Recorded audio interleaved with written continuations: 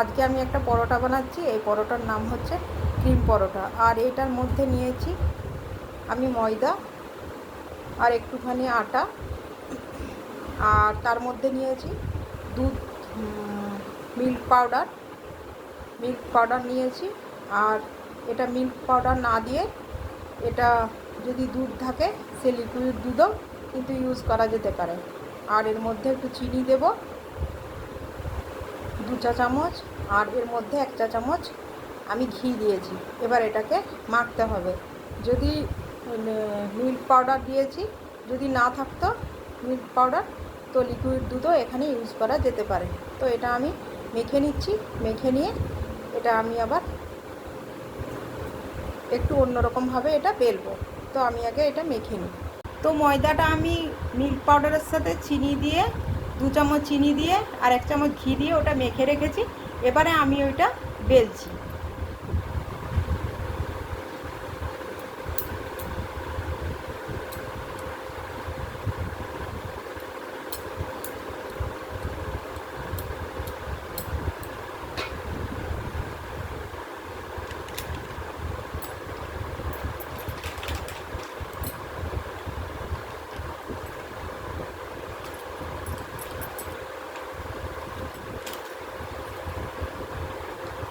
তো দেখো, এখানে আমি মিল্ক পাউডার আবার দিলাম।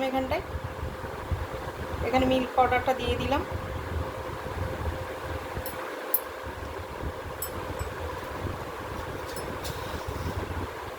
এর মধ্যে আবার 1 চামচ চিনি দিয়ে দিলাম। এবার এটাকে আমি, দেখো এটাকে এরকম হয়ে গেল। এটাকে এরকম চারদিকটা এরকম লাগিয়ে দিলাম। লাগিয়ে দেওয়ার পরে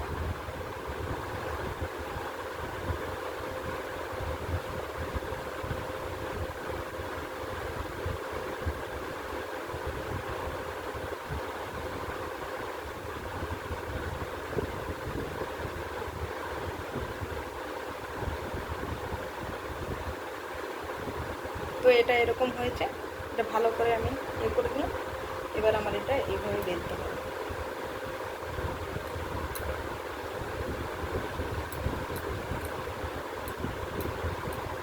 বেলাটা খুব একটা জোর দিয়ে নয়, হালকা হালকা করে, খুব হালকা হালকা করে, হালকা হাতে এটা বেলতে হবে, যাতে না এটা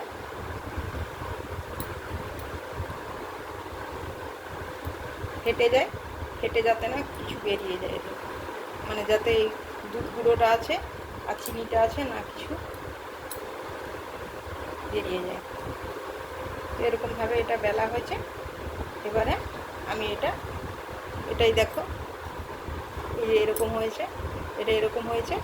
এবারে আমি এটাকে ভাজবো, ঘিয়ে ভাজবো।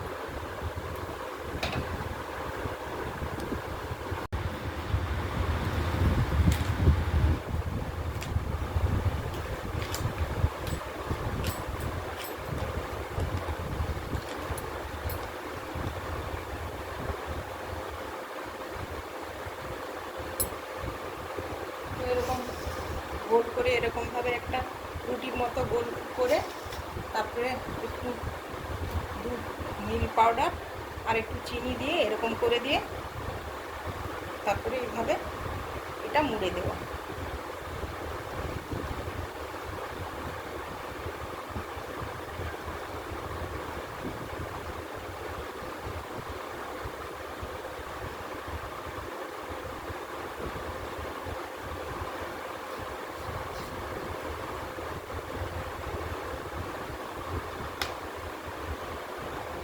এটা খুব হালকা হাতে কিন্তু বেলতে হবে, এভাবে না এটার থেকে চিনি আর দুধের গুঁড়ো না বেরিয়ে যায়।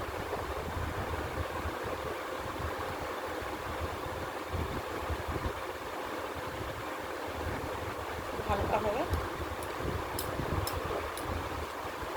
তারপর এটা একে একে ঘিতে, বা ঘি যদি না থাকে বাটার যদি না থাকে ঘি, কোনো অসুবিধা নেই।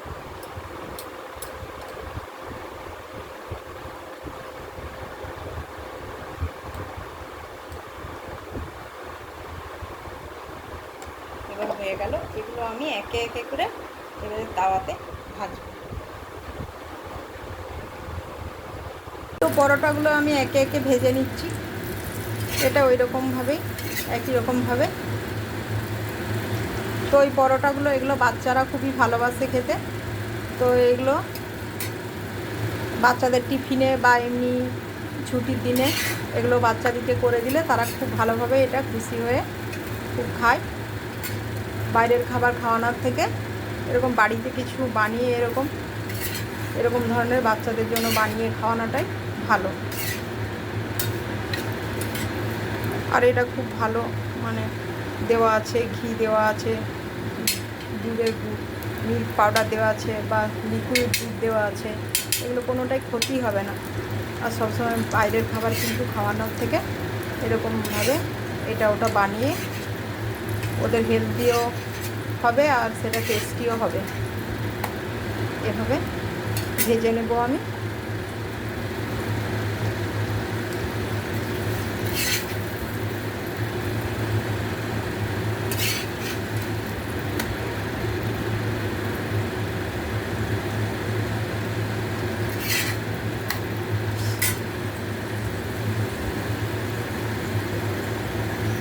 তো আমাদের এখন ক্রিম পরোটা রেডি হয়ে গেছে।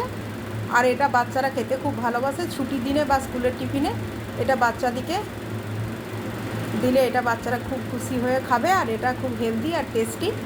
তো এটা বাচ্চাদিকে বানিয়ে এটা খাওয়াতে পারো। আর আমাকে জানাবে যে এটা কীরকম হলো আর এটা আমার পরোটাটা কীরকম হয়েছে, এটা আমাকে কমেন্টে জানাবে।